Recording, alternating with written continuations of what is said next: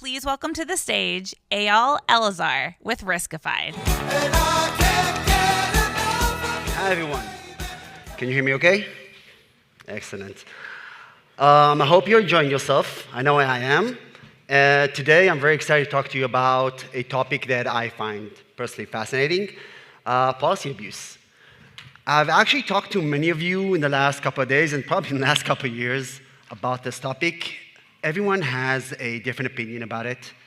Everyone has a different definition of success. So I really want to start with the end in mind here. Blocking 10 times more claims. Do you think that this is a definition of success? When you're thinking about solving this challenge, is this a good indication? Let's do a show of hands. I'll pretend like I can see anything beyond these lights. Who here thinks this is a good outcome? Okay.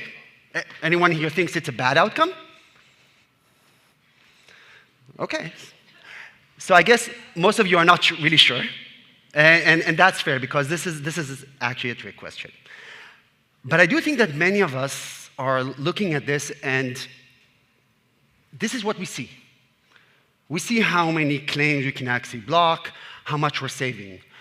But success is way more than that. Because what you don't see sometimes matters even more. Because for this specific case, what you don't see is that on top of this, they actually managed to improve their service level. They have same-day response to customers instead of next week. By the way, they have less INR chargebacks as a result.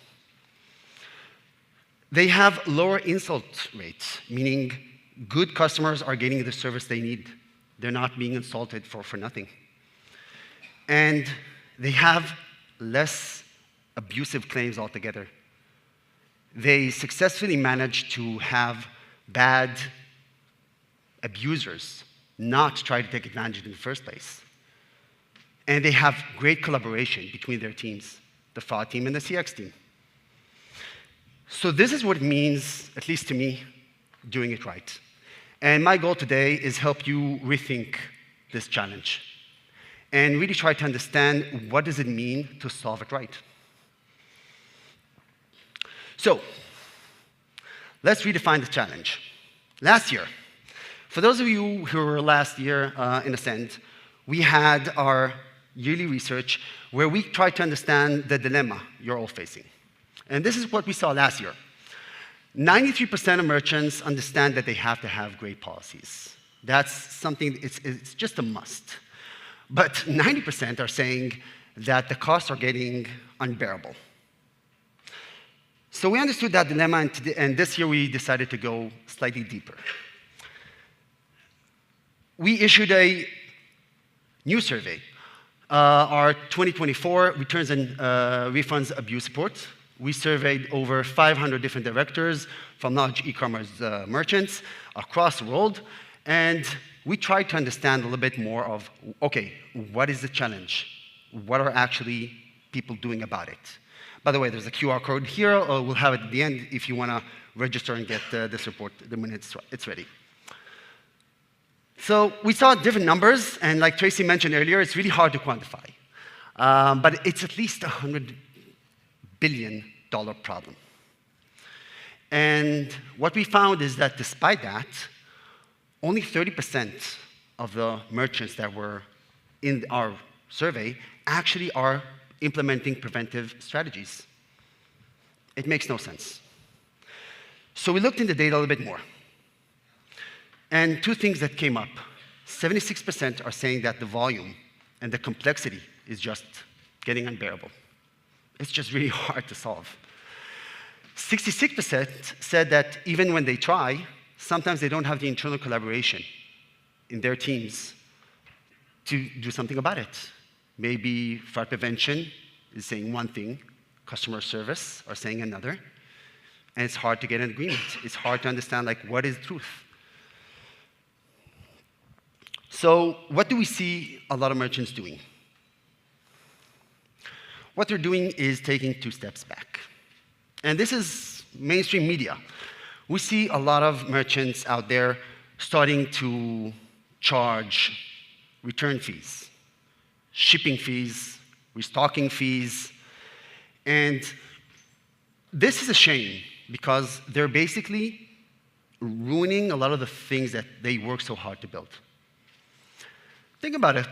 They invested a lot of money, a lot of effort in building the brand loyalty, the connection. We just heard Srini talk about the connection that you have with your customers. And after building that loyalty, building your brand, once you start seeing the losses, you just ruin it, and you ruin it for everyone. And the problem is, you ruin it for everyone because of a handful of bad people. Why am I saying handful of bad people? Let me show you.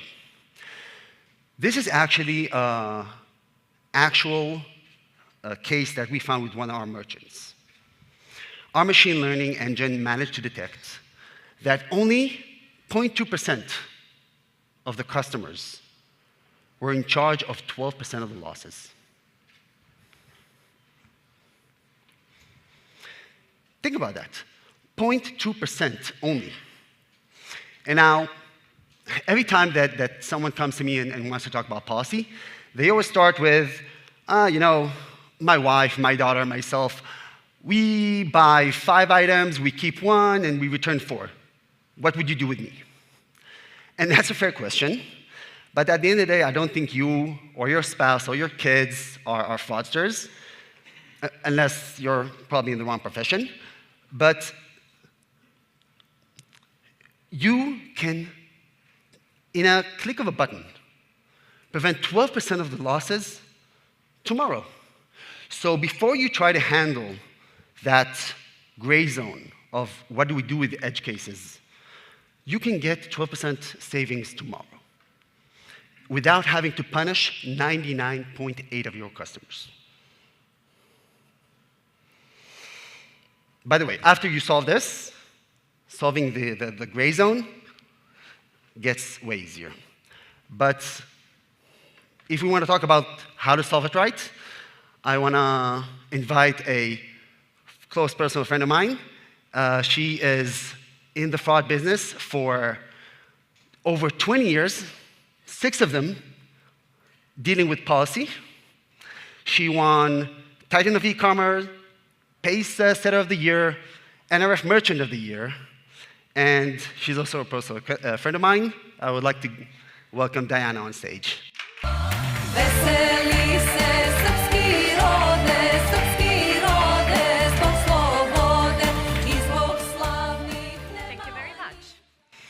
Thank you for joining us. So you and I have been talking about this for at least 3 years, just us. And you've been at it for 6. How did you get started with policy? And after 6 years of doing it, what have you learned? What's at stake here? Well, first of all, thank you so much for having me, and thank you, Riskified, for organizing yet another amazing event. So I have been in fraud, as you said, over 20 years, and my entire goal is always to observe end-to-end customer journey and transaction lifecycle on the site and see where are the risk gaps. So back in 2018, as you mentioned, we were tasked with analyzing why are we getting so many reports of merchandise not received. So I received about 8 months worth of data, and what you showed in your previous slide was exactly what I've seen right away without doing any analysis at all. How can you simply have that many packages not delivered? I mean, then your carrier is obviously doing a horrible job, but we knew that was not the case. So we just started doing simple trend analysis and discovered that there are multiple customers doing these requests over and over again. They're asking multiple returns in different ways. So we knew we had a gap, and we knew that this was a risk. So we started doing more of an analysis, started adopting processes, and changed the systems to be able to address this. And when you think about what's at stake, we all talk about the monetary loss, but what else is there? A lot. And as in fraud in general, it's not just about that chargeback. And we all know that from the chargeback rate, you can recover. You can recover financially. You can potentially even win that chargeback. So financial side, I don't want to say it's an easy side, it's super important, but reputational is a bigger problem. And then we also have organization impact that it's not even monitored, measured, and it's not always even fully understood. We do have, for example, customer service workload is increasing because you're having an increase of these claims. Fraud numbers are also being impacted. Tracy mentioned friendly fraud earlier, but that's only one side of this policy abuse. The other side is claims that you get within your customer service. And then also you have your marketing team that are essentially spending marketing money to the customers that are not good and customers you really don't want to invest in. So it does impact multiple teams within the organization, but it's not measured, it's not tracked, and it's not calculated properly, so it's often missed. And it's often written off as an operational cost, a cost of doing business. There's a term that you use quite often, which I like, and I took that and used that myself, calling policy abuse a monster of our own creation. So let's talk a little bit about that. Why is it a monster of our own creation? Why is it so easy to commit, and why is it so hard for merchants to solve? I think that goes back to one of your slides as well, how merchants are now going backwards, trying to put some of these return fees and restocking fees and so on. I think in the beginning we tried to make it too easy. But there is a huge competition out there between e-commerce sites. So in the beginning, if you all remember, and I am old enough to remember when e-commerce first started, don't get this Mediterranean look fool you. But I remember it used to be you can call in and ask for the return label, you pay $4 or $5, we send it to you, you send it back. Then it was, you don't have to pay for it, just give us a call, we'll send it to you. Then it was, here it is in a package, you don't even have to call, it's already sent to you, so we're kind of giving you an idea, here's what you can do. And then I think you guys all know that it went even a step further. You don't even have to have return label, you don't even have to return it. All you have to do is call, keep your item, we'll give you a return. I think monster was created. So did we create a monster? No. We were just trying to create an exceptional customer experience. We were trying to be competitive and make sure we do provide that good experience to the customer. But fraudsters, as always, are opportunists. They were just waiting for this, and of course, they jumped on it. And I think Tracy also mentioned earlier, 3% or more is the return fraud. So just think about what your chargeback rate right now is. Your return fraud is probably 3 times more.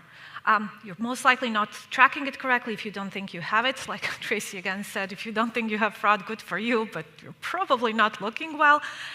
But it is not talked enough in organization, first of all, because I believe it's written off as an organizational cost of doing business. But also, when it comes to chargebacks, we have Visa, we have MasterCard, they kind of monitor you. They send you these nice little letters and warnings if you cross over the certain threshold. There isn't monitoring for refund losses, not internally, not externally. So I think sometimes that also flies under the radar. There are also organized groups, refunding services, mentioned earlier, and we're going to mention it again, that are making this super complex for us because they're investigating our systems and processes. They even contact your internal employees and try to get some ways of how to do this faster and better.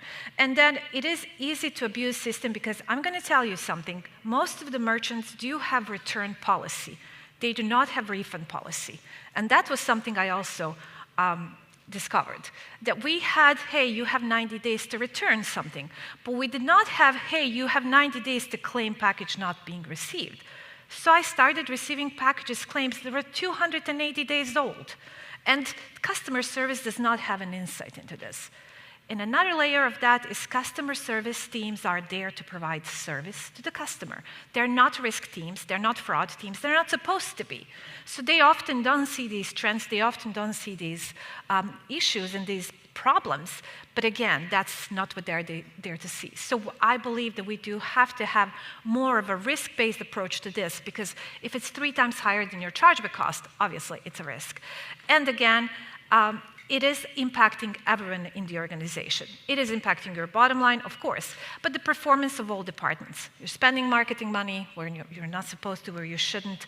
You have customer service team that have huge number of claims that they have to work on. And then fraud, of course, is always trying to scramble and put some fixes in place, and it's not always working. So it's definitely having a heavy impact on the organization.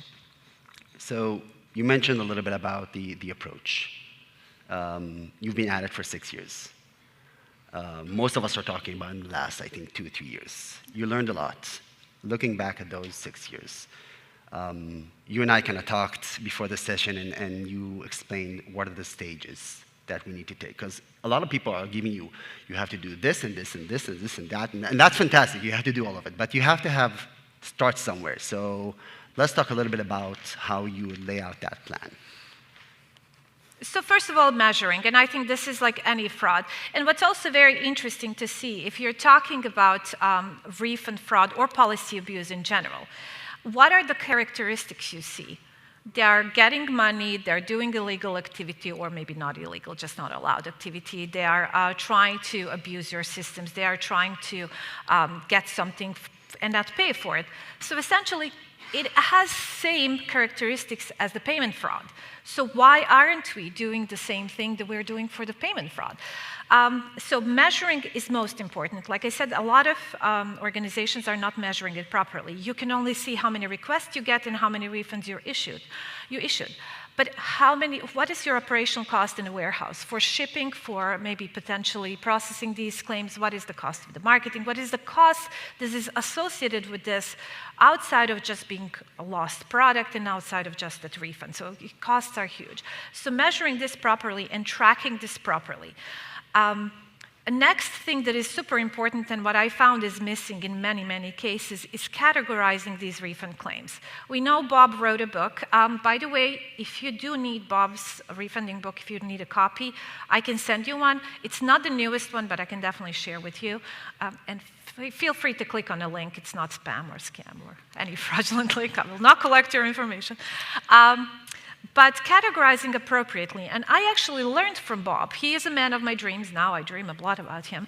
But I learned a lot from the way he was doing things. So whatever he was posting in this book, that's what I would go back into our systems and try to fix it and capture some of this information.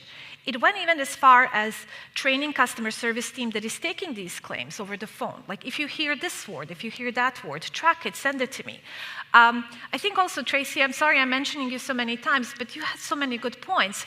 But she also talked about systems not talking to one another. Process in the warehouse was not talking to the process in customer service. So we tie that together. If you receive a package that does not have any information on it, if you receive tracking that is completely removing, has the personalized information removed, go ahead and send it to us. Track it somewhere in this sheet. It was a simple Excel sheet that our customer service has access to. So if somebody sent a Tide detergent or Army soldiers, they knew about it. So we kind of closed that gap. But knowing what are they saying to you? Are they saying it's an empty box? Are they saying I ordered 2 but received 1, and they ordered Air Jordan and socks and received socks but didn't receive shoes? Are they saying we returned the box to you, but it shows that it's received, but it's never made it to our warehouse? So we started using their claims and their reasons to track it in the same way. That actually allows us to monitor them throughout the entire process and make sure they don't fly under the radar. Because if I'm monitoring only did not receives, tomorrow they call in and say, I got 1, I didn't get the other one. So they fly under the radar, they get missed. So we were trying to categorize it just to understand exactly where the problem is. And I do have to say, out of the total number of refund requests we had, there was a portion that was porch pirates. But simply, if we simply had that many porch pirates in the United States, we have different issue. Then we also had a problem where merchandise it was not delivered. So it was a carrier problem. So this categorizing helped me understand where are the porch pirates, where is the carrier issue, and where is the actual abuse, so that I could focus on specifically on the abuse and let other teams worry about the other side of product theft. There are several, I think I had 4 categories. You can, of course, create as many categories as it works for you, depending on the product. Is it a physical good? Is it a digital good? You can create the category, whatever works for you, and then having the right tool to do the assessment. So it is interesting, way back when we started, how we did it, but just having the right tools to be able to ingest all of this information. And Riskified at that time had all of our order information already. So it was a kind of a natural progression to me to say, hey, you see all of this already. what else do you see? Here are the refunds, here are the returns. What else do you see? So I think that's how all of this started, but having those right tools to be able to authenticate this identity or entity, to be able to tie them together, and to be able to eliminate where is the refunding services, where is the mom, child, husband, whatever, that is just wanting to return an item, and where is your legitimate customers who are truly not receiving their product, and what can you do to help them? So I want to touch on the last 2 points, the categorization and the tools. Going back to the 0.2% that we found. And also what Tracy mentioned earlier, it's so important to understand who you're dealing with. With categorization, you also need to really categorize the different perps that you're working with. And you heard Jeff share some of our insights in the previous session, and also in the first day. And this is what they found from the dark web. And I think it's so important to understand that. You mentioned that a lot of merchants are looking at it as a service issue. You have to understand that this is organized crime at hand here. These are people that are fraudsters, and a lot of them just found an easier way to get money. And when we look at the dark web, and it's not only the dark web, it's even on Telegram, so everyone has access to it. We see these refund services. We see professional abusers. We see people training other people. So I just think that this is something you have to have when you're in the top of your mind, when you're going to solve this challenge. It is so funny, during COVID in 2020, we've seen on Telegram app these refunding services posting information and saying to their clients, just put the note on the door that you have COVID so they wouldn't ask for signature, and then signature kind of dropped off anyways. Or put the sign on the door that you broke your leg, you just had surgery, so you can't come to the door. So I know I even heard that some people went as far as painting their porch, so if the Amazon took the picture, you couldn't. I haven't seen that one, but I heard that one. So it is funny how far they went, but it's a very elaborate scheme. I mean, they obviously know, and I know there are some of these spreadsheets that were circling around saying, if you want this company, this is the limit, this is what you need to say. If you want a company B, this is what you need to say, this is your limit that you can request. So even they offered the good prices. So I think what this did, and Telegram, what it did, I wouldn't even know how to go on the dark web and do stuff. But Telegram is easy. You download it, you search for refunding services. There are tons of groups in there right now. If you want to do it, you can do it right now. So it was easy, it was accessible, and I think that made it a great opportunity for everyone to do it. But also Telegram helped us learn a lot. And I think what's another thing that I haven't mentioned before, it's not illegal to claim you didn't receive your package. And when you get a refund, if somebody is filing a lawsuit against you, you can just say, hey, I got it later, sorry. While it is illegal to commit fraud and use someone else's credit card or use someone else's identity. So I think these great lawsuits that are happening right now are bringing more light to this issue and making it maybe more illegal. But at this point, it's not. So that's what it made it so easy and, I guess, justifiable, if that's a word. So again, you've been at it for a while. Let's talk about success. I asked you in the beginning what success should look like. Let's see what success actually looked like. I think that you kind of have everything here between the detection, the collaboration, the service level, the manual work. Tell us a little bit about that. Yeah, I think definitely you need sophisticated tools to be able to complete some of this work, like the tool we're using, like Riskified.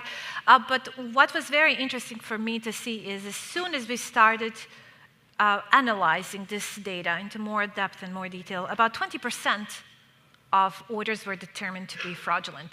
So that tells you that about 20% of orders or refunds we were able to decline right away, so our customer service team didn't have to look into it. And there were some great customers in there that were positive, good, with good history, so we kind of determined they're good customers. So not only were we stopping fraudsters, we were also improving good customer experience. Because I'm not sure how many of you here request police report when the product is not delivered. We used to do it, I know Amazon used to do it. So we would ask the customer to send us a police report. All police reports look different. There is no way for me to validate that this is truly a good police report. I have no way of confirming that. So what we did, we changed a little bit of strategy there. We don't have to have police report anymore.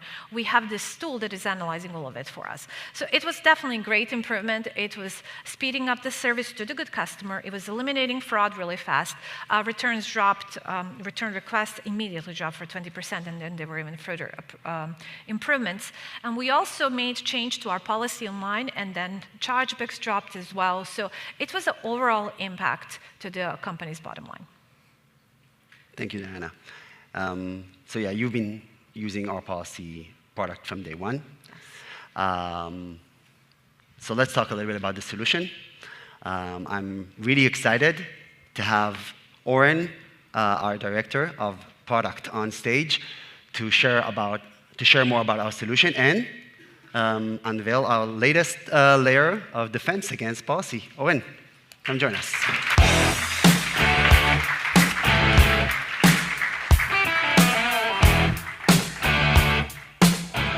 Hi, everyone.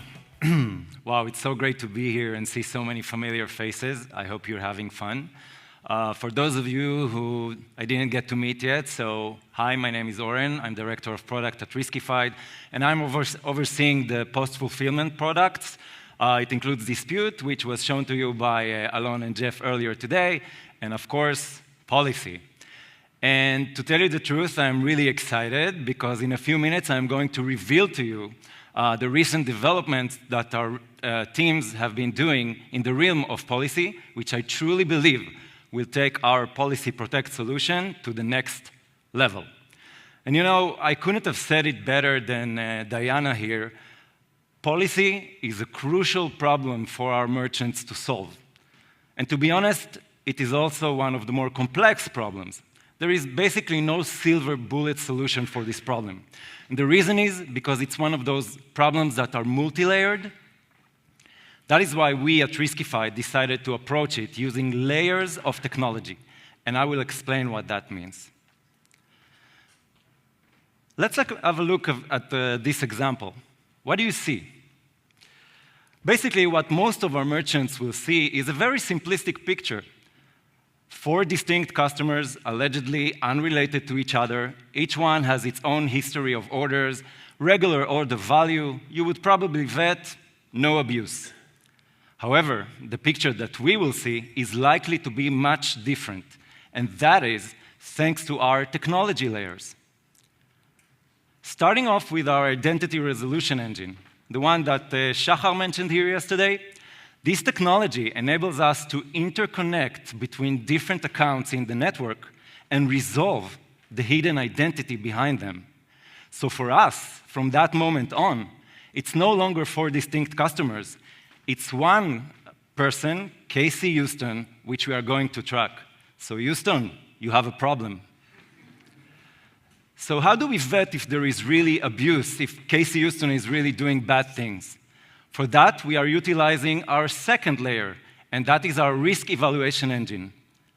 This is basically a set of super powerful machine learning models trained over millions of historical data points and that are trained to detect abuse of any kind. With these 2 technologies involved, the final picture is likely to be much different. As a matter of fact, our machine learning capabilities are so strong that we are even able to detect abuse on first-time customers. Imagine how strong is that.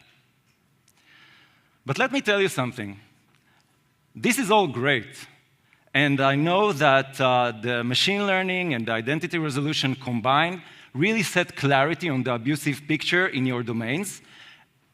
But the truth is, nothing of this is new. These capabilities have been inherent within our policy solution for a few years now.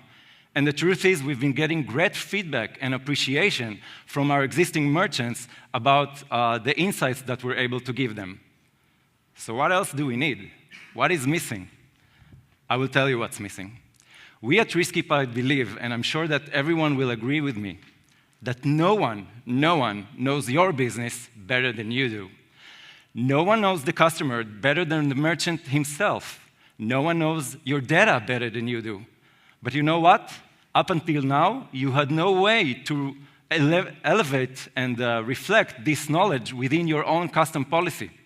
So what is missing here is some tool or capability for you to have more flexibility and sense of control over your policy and leverage all of your knowledge into your rules. And this, ladies and gentlemen, is exactly what we have built and what I'm going to present to you. So I'm honored to introduce you to policy decisions. But you know what? I didn't travel all the way from Tel Aviv to just show you slides, so let's dive into the right thing. Meet policy decisions. This is basically a suite of tools that are designed in order for you to do everything related to building your own custom policies. It is covering all of the important use cases, from item limit, launches, promos, to refunds and returns.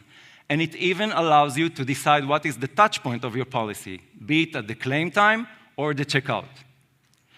Now, I will pause it for a minute and let it sink. This is a very important milestone. From that point on, the policy solution is not a black box.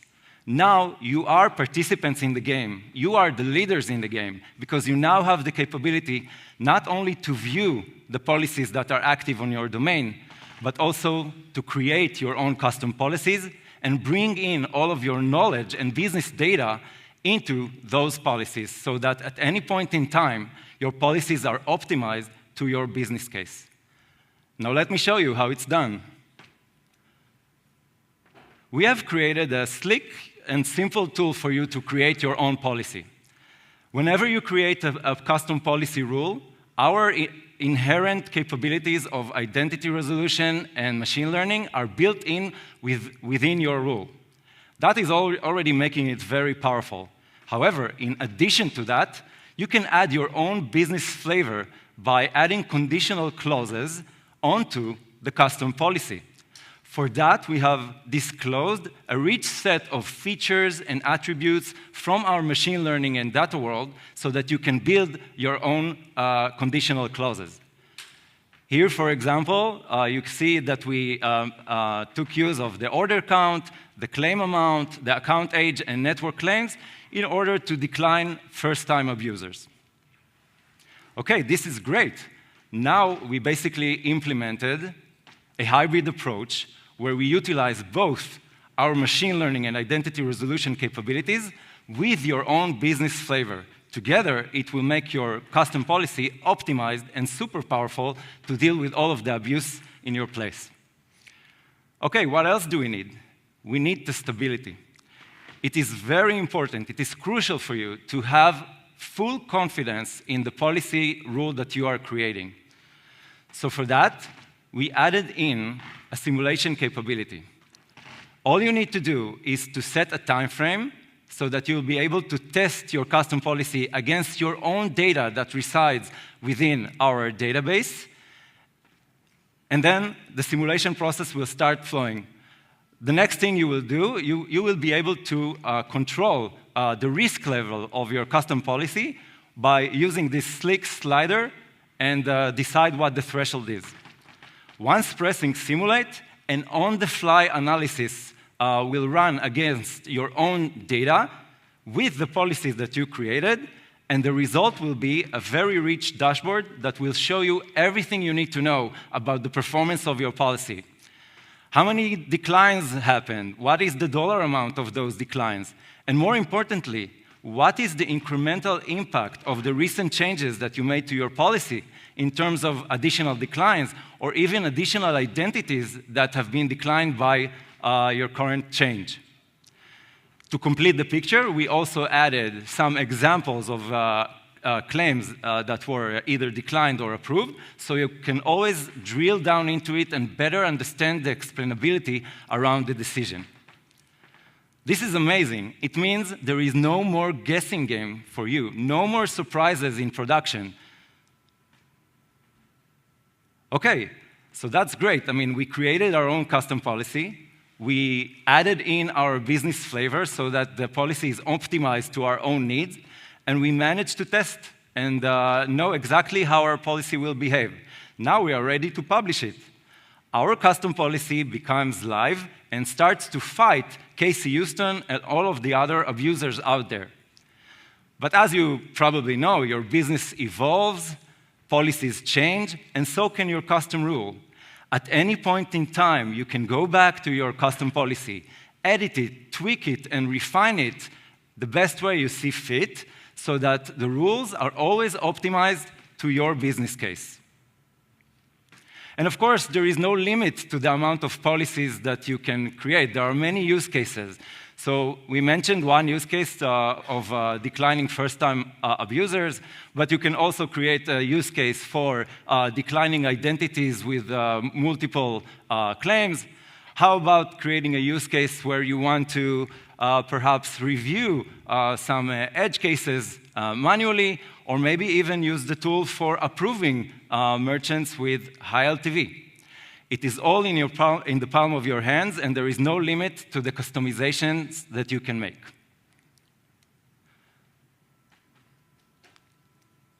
I'm super excited to see how you unleash the power of policy using policy decisions. I want you to remember, this is a self-service tool, but you're always backed up with our very strong technology. Use it to test and refine your policies as you see fit, and always make sure that they're optimized to your use case. And you can even use them for preempting first-time abuse, so that's a lot of power. Of course, we are always here to assist and help. I also encourage you to come to the product lab if you have any questions. We're here till the end of the day. Thank you very much.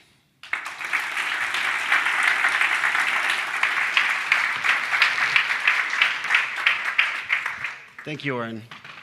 So, I'm more curious to hear what Diana has to say about it. Amazing, amazing. I love to see how far it went from me sending you CSV files every day and you sending us CSV files back with the decision. It's amazing, and it's just great to see just such a progress. But it goes back to what I think Ida was telling at the beginning of the conference, how you listen to the merchant and listen to the merchant, meet the merchant's needs.